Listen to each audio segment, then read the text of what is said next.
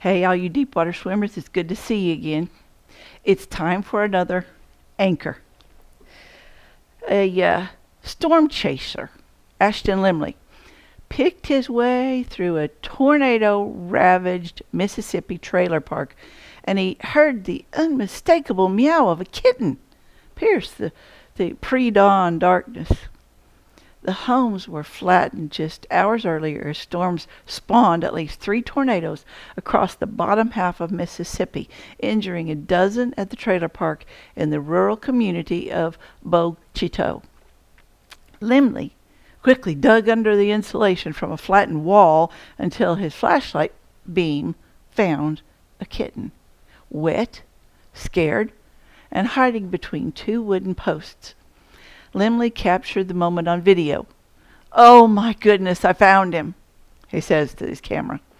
Limley handed the kitten off to the commander of the United Cajun Navy, a volunteer disaster response group, who dried it off and took it to safety. The entire area was devastated, yet one tiny, very vulnerable life was preserved amidst the rubble. And one very committed person was willing to dig through the destruction, the dirt, the devastation, until he could offer rescue. Isn't that how God works?